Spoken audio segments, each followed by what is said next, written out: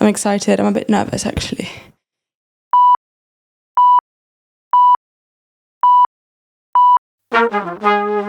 It's time for a rebrand. Welcome to the Reclaiming Bossy podcast.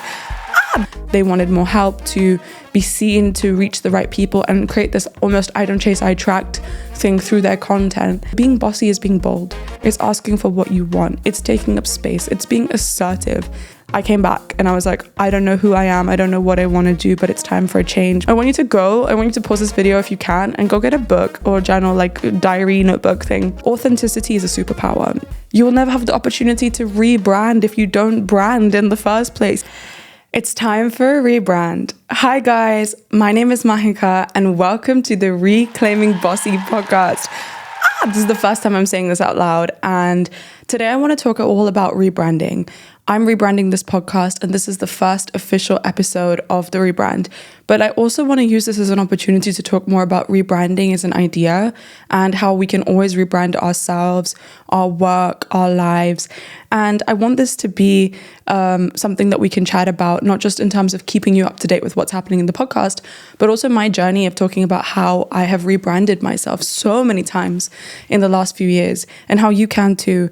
And how literally it's like if our lives were Netflix series, how there's a new season, there's a new change, there can be some new characters in the plot, there can be some new things happening, and you are the narrator, you are the director. And if you want to watch a slightly different show, it is in your power to do so.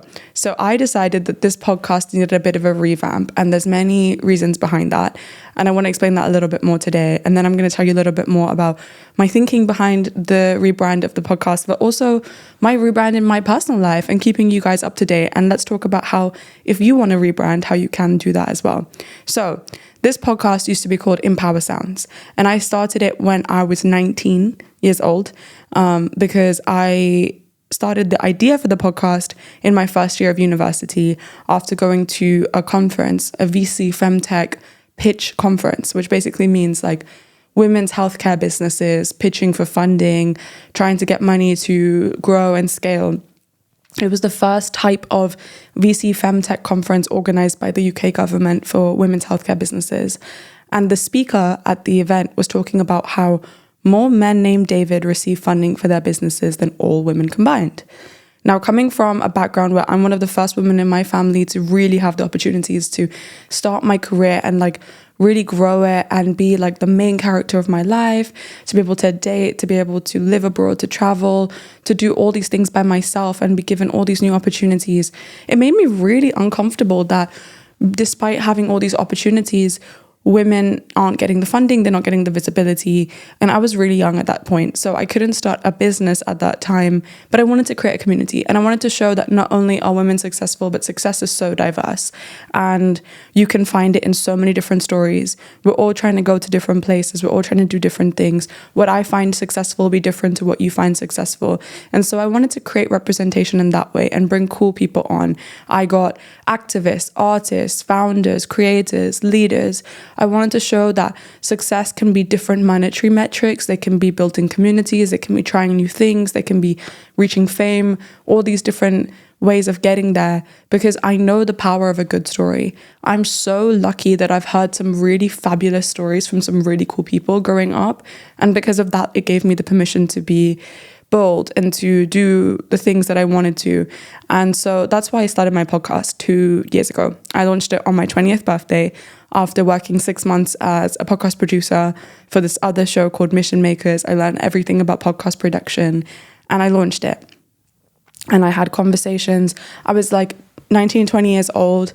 And so it was really hard to get cool people on the podcast. I had to email like hundreds and hundreds of people and I'd get responses from like 2 or 3. But I managed to get some really interesting people. And it was just Zoom interviews in my bedroom. And since then, every episode, my aim has been to make it better, to make the quality better, to make the conversations better, to become a better host, to ask better questions, to have different representation of different types of people on. And I fell in love with the process of doing it so much. I love hearing cool people's stories and sharing them with you guys and creating this community and seeing what you guys like, want, and like to learn from and hear. And so down the line, The podcast within the first few episodes got listened to in 65 countries worldwide. That made me so happy looking at that map. Some of the countries that I've never even been to. So thank you if you're listening from outside of the UK and you're part of the global community. I'm so grateful for you. And then I was like, how can I make it better? So I started doing solo episodes. And I was like, in order to be part of a community, I have to be the face of it, the voice of it. And I wanted to talk about how I'm building my dream life, my dream career, my dream community, my dream self, slowly. So you can see the representation of the stories of people who are a bit further along the journey. And then you can build with someone who is in the same place as you guys, you know? And so that was why I did the solo episodes. And then the third season became in video and we started in the studio. The fourth season, we had a new studio for the interviews. And now we're entering this era of reclaiming Bossy. Now, I decided to change the name of the podcast because along the way, I started my own company. I started a media agency whilst at university because a lot of the cool women that I interviewed on the podcast said that they wanted their own podcasts, said that they wanted to gain more visibility around their work. They wanted more help to be seen, to reach the right people and create this almost I don't chase, I attract thing through their content. And so I named my company Empower Sounds Media. Now, what ended up happening was people kept being really confused around what is the podcast, what is the business, what's happening. Also with the business, I wanted to help people that were outside of the female founder community, the young women, the creatives, the dreamers. I wanted to help the investors, the accelerators, the universities, also some of the men, because I wanted to be inclusive of them too. But I didn't want to take away from this girly pop corner of the internet that we've created together. So I decided I want to do a rebrand for this podcast because I want to make it even more girl boss. I want to double down. I want to keep that representation piece and I want to make it this really nice community, but I still want my company to help a wider audience of people. So we're creating a separation there. And when I was deciding what to name the podcast, I was thinking maybe something like Found Her Diaries, like because female founder. But then I was like, no, I'm not just interviewing founders. I'm interviewing people that are artists, activists, people who have corporate careers. Also, I was thinking about other things like something to do with ambition or something to do with leadership. But then this podcast is not just about work. It's about life. It's about friendships. It's about relationships. It's about health. It's about so many different things. And I was thinking about how I've been called bossy so many times in my life, and it has been something that has always been negative. But when I look back at all the conversations I've had for the last 2 years, every single person that I've interviewed has been bossy. Every single person has been bossy and has been incredibly successful because of it in their own different ways. And so I thought, let's reclaim bossy. Let's make it something that's good because it is something that is an amazing attribute. And whenever it's thrown around, it's always thrown about in like a negative way. But being bossy is being bold. It's asking for what you want. It's taking up space. It's being assertive. And that is something that's amazing.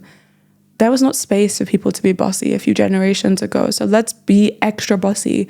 And so that's why I decided to name it Reclaiming Bossy. And I wanted to have the aesthetics and the brandings be more beautiful. So I worked with a musician after interviewing like 12 musicians. Shout out to Elizabeth, I'll tag her stuff below, about how to make the music for this podcast more fun. So I was like, okay, I want like a Sex and the City, fun, dancey, jazzy vibe. So we've made custom music with like an actual musician for the podcast. I wanted the branding to be fun. So we did like a photo shoot and we went to the studio, me and my team, and I got like all the suits and the girl boss outfits, and I had like Man Eater playing on in the background, and it was so fun. And this season is going to be really cool. Like we've got journal prompts for each of the interviews. We've got different, like the boss of the week for each one of the people. I want to bring more representation around different types of industries. So I'm not just bringing founders in now. We're going to have a corporate lawyer. I'm going to bring someone in from finance. I want to have some more creatives on board as well. And I want to hear your comments. Like, what do you want to see? What do you want to hear? This is our community. And I want you to be bossy in the comments. Tell me what you want to see. Tell me what you want to hear. This show, I want to keep doing it for years and years and years because it makes me so happy and I want it to get better and better. So if you have any feedback around the sound, like I've had some comments in the past around like we couldn't hear it. the podcast. So I've been working really hard with my producer to make sure the quality is good on that front. If you have any ideas around like captions or music or aesthetics or conversation, please let me know. And so that is the debrief around the podcast. I'm really excited for this next season. I decided to use Halloween as the opportunity to give the podcast a costume change. So happy Halloween. I hope your Halloweens were amazing, because I used the Halloween weekend to announce everything, to make it look really nice across all the channels. And now we're back. This new season, we are back. We are girl bossing. We are looking good. And I'm so excited. And so now we have that debrief locked and loaded, and you know what to expect from this next season. Cool conversations, more aesthetic, more bold, more fun. I want to talk more about the idea of rebranding, because personal branding is something that we've touched on this podcast. I've had a few people talk about personal branding, and I'll link down the episodes below as well. But I want to talk about how with a personal brand, your personal brand can change, it can evolve, and it will, because you don't want to stay in this niche that you started when you were like a few steps back. You're allowed to change along with your brand, along with your work, along with your life. And that's something that I've seen so many times. So I started this whole empower journey while I was at university. Like I said, when I was 18, 19, I found out about this whole visibility funding crisis, and that I really wanted to dedicate my work to bringing more like representation and visibility around the work of cool women. That was something that I really cared about. And I found that out in my first year. Now, my first year of university, I was the furniture in the club. I was the party girl. I went out 6 nights a week. I wanted to be friends with everyone. I wanted everyone to like me. I did all the societies. I did 17 societies. I went out like all the time. I literally did not lock my room door, and it was like anyone could come in and have a chat. And it was very like open time of my life. And then that was amazing.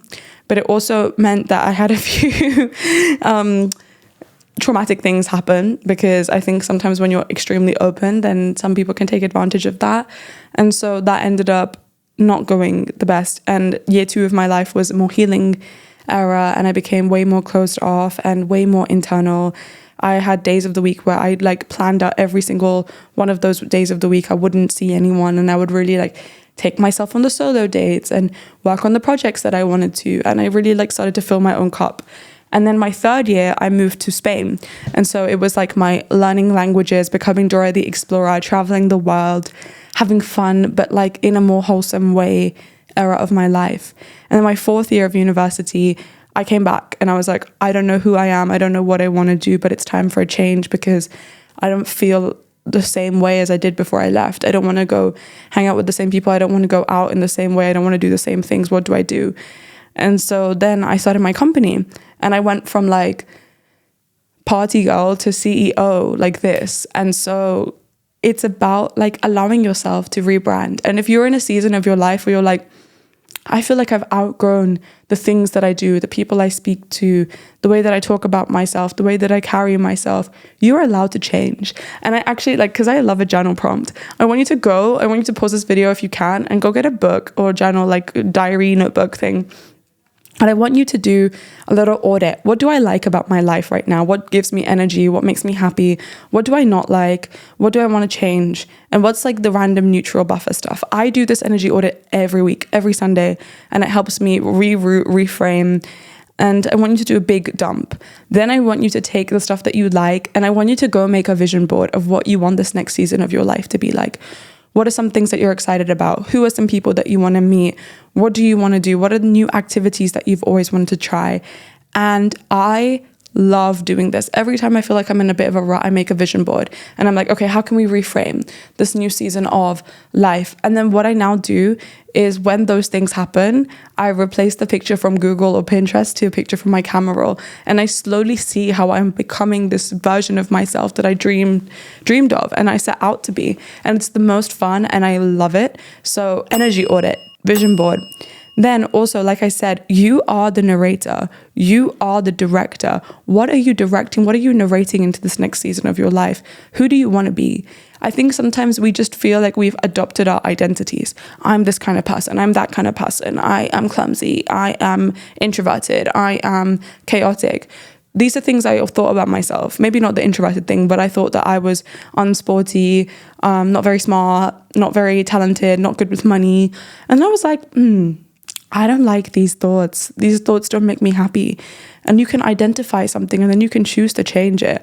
For example, I lived the first 20 years of my life thinking I'm not a sporty person. My brother is the sporty person. I'm not a sporty person. And then I was like, I kind of hate that. I'm going to hate that. I don't like that idea. And so I was like, okay, what can I do about it? And then I was like, let me find some ways that sports gives me joy. And I started to do more dance. I tried martial arts. And next week, I'm literally running a half marathon.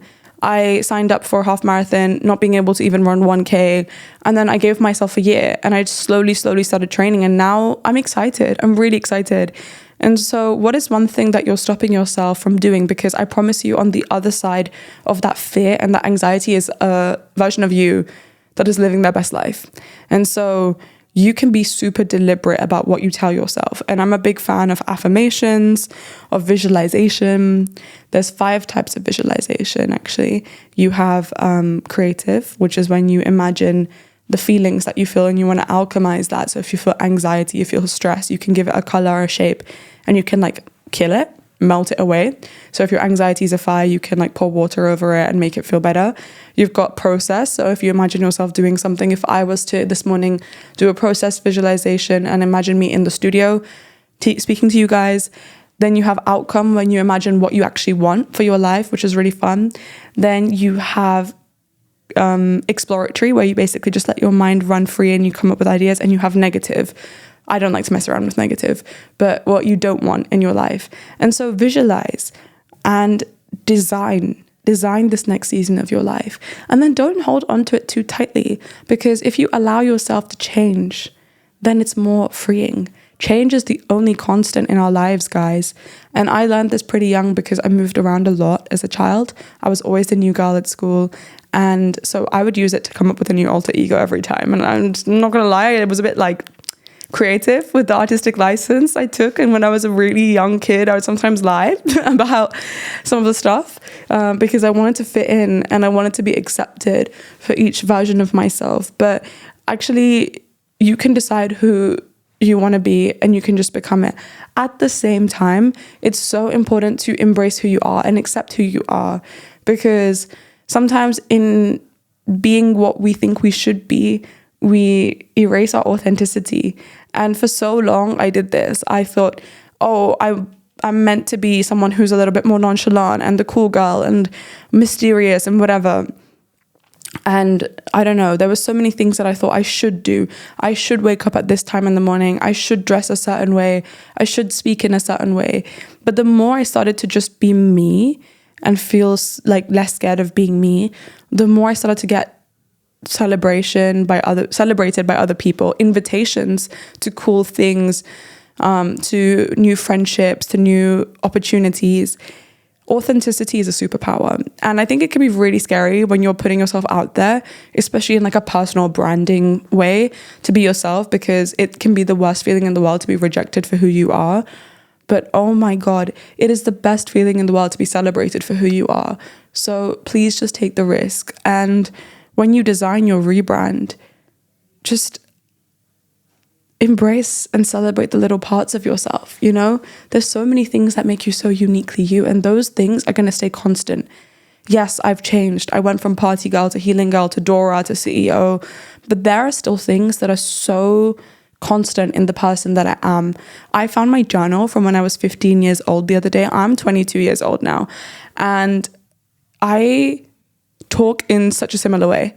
Some of the stuff that I'm grateful for is still some of the stuff that I'm grateful for today, like 7 years down the line. Some of the people that I'm grateful for are still some of the same people that I'm grateful for 7 years down the line. And so there will be parts of you that you take along each type of the rebrand. Now, when I think of Empower Sounds to Reclaiming Bossy, I think of the first ever cover image that we took. It was me and my friend. We were in my living room and we were using cellophane wrappers over a sunset light to create this like blue, red, like sunset optical illusion. And I think now to the aesthetic that we have now, it's blue, red, brown, like it's the same, but it's just elevated. And so with the rebrand, there will still be elements of you that you carry into every future version. And that is so powerful. Like, let yourself evolve. You will still retain your unique, beautiful essence. You don't have to change. And also, another big thing I want to talk about with rebranding is this idea of like, you don't have to be perfect. If I would have waited for my podcast to get to where it is now, in a studio with a production team looking as good as I want it to, I would have never started. I started when I was a teenage girl and I had no money and I had no experience and I had no idea what to do, and it looked shit. It looked shit. I don't know if you scroll all the way back down to my podcast Instagram, you can see like these huge Canva blocks with like black text that look really ugly. But if you don't start, you will never get better. You will never have the opportunity to rebrand if you don't brand in the first place, if you don't try in the first place. And so this is the biggest thing I want you to take away. Try, because you're never going to fail. You're just going to learn and you're going to move forward, and you might pivot, you might change, you might try something new. But I think, like, especially if you've grown up in the UK, there's this whole thing around like not wanting to be a tryhard and not wanting to look like you've tried too hard, and wanting to be effortless and wanting to be like nonchalant and like, I don't know, just very like humble. But like, honestly, why? Trying hard is amazing. Trying hard is inspiring. Trying hard is empowering. Now, I don't want you to take trying hard as this thing of like, you have to suffer and you have to slave away to something that you want to build. No, it just means when you put love, effort, and intention into something, that is powerful. That is magical. And this podcast is still small in terms of community, but I, since day one, have been delusional. And I know that this podcast, because I'm going to keep going. I'm going to keep making this thing. One day it's going to blow up and it's going to reach all the people that it needs to reach. But in the meantime, we are building this beautiful bossy corner of the internet. And I think about timing now. If Empower Sounds would have blown up, then I don't think I would have been happy and ready with that, because it wasn't where I wanted it to be. But now I'm getting into a place where I'm really, really, really confident and proud of the work that I'm putting out. But it took me 2 years to get to that point. It might not take you 2 years if you start today, but timing is everything, and you have to trust the timing of your life. And if you want to rebrand, this is your sign to do so, to start. When creating your first iteration of the brand, just think, who am I? What do I care about? What do I want to be known for? If you were to go and give a TED talk for 20 minutes to people and be remembered for something, what do you want to be remembered for? And that is allowed to change. Those values are allowed to change. But just start, and just start talking about things you care about. Start carrying yourself in a way that makes you feel happy and good and proud, and watch your life change. My life is so crazy now. I could not have written this when I was 18 years old. There's still so many things I want to do, so many places I want to go, so many things I want to learn, so many new levels I want to unlock. But oh my God, the people I have met along the way of creating this podcast have been the best, have been so beautiful inside and out. And so please take this as your sign to be brave and take that action. You don't have to be seen. You don't have to go post your face on the internet. But if you want to write. If you want to paint. If you want to do. Just create. Just make something. Because if you wait for the perfect time, the time will never come. The perfect time will come whilst you're on the journey to change. And once you start doing things, you develop an intuition of how you can pivot and how you can make things better. And so that is what I want to leave you with. And actually, there's one mini last thing of when you start working towards something that makes you really happy, your brain might try and self-sabotage you. It might make you feel, oh my God, this is scary. Oh my God, this is so scary. For me, that happened. And I was like, I don't know if I want to do this podcast anymore, because it's not reaching the people and no one cares, and everyone thinks I'm a flop because I'm trying and I'm failing and it doesn't look good. And I really had to like do a lot of the journaling and the mental reframing to be like, no, I'm doing this because I love it. And every time that self-sabotage kicks in, you have to remind yourself why you build what you build and why you create that. And so when you brand, make your why at the center of everything. The how, what, who will come. It will change. It will grow. And so as long as you stay rooted in your why, then cool things will happen to you. Thank you for listening to my TED Talk. I hope you enjoyed. I am so excited for this next season of Reclaiming Bossy, of being bossy. If you've ever been called bossy, if you ever feel like you've been too much, if you ever feel like you've dreamed too big and you have felt unrealistic, unworthy, unsatisfied with the life that you're living, this is the podcast for you. This is the corner of the internet that is home. Welcome back. I'm so lucky to have you on board. Stay tuned because next week we're joined with another cool conversation with the bossiest of the bossy, and we're talking about all things AI. Thanks, guys. I love you.